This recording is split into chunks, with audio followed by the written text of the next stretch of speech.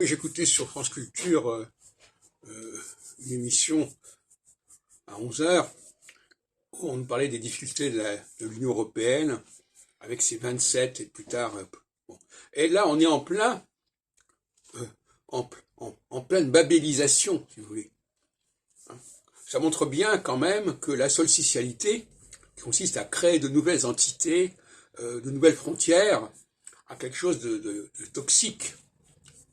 Mais en phase solsticiale, on aime bien créer, inventer des choses comme ça, des structures, des superstructures. Et par conséquent, il y a un moment où il faut basculer dans l'autre sens. C'est la phase équinoxiale. La phase équinoxiale, on va aplanir toute cette diversité. C'est par exemple l'espace Schengen, c'est tout un ensemble de facteurs on va aplanir, on va abaisser les frontières. Et là, on voit que la guerre d'Ukraine, par exemple, s'est déroulée en fin de phase solsticiale. Et donc les frontières ont quand même joué un rôle important. Ah oui, attention, les frontières.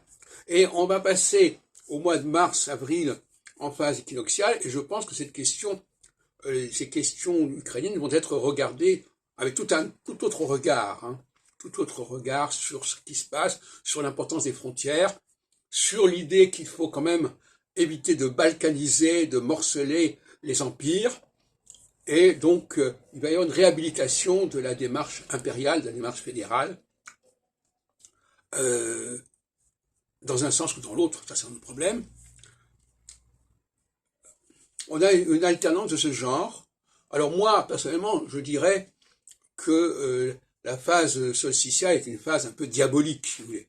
C'est une phase de l'errance, de l'invention, on multiplie les facteurs, alors que la phase équinoxiale est une phase unitaire.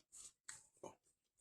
D'ailleurs, cette notion de M et U, multiplicité, unicité, je l'avais déjà développé en 76 dans Clé pour l'astrologie, comme vous pouvez le trouver, et c'est repris, bien entendu, dans la nouvelle édition de 93.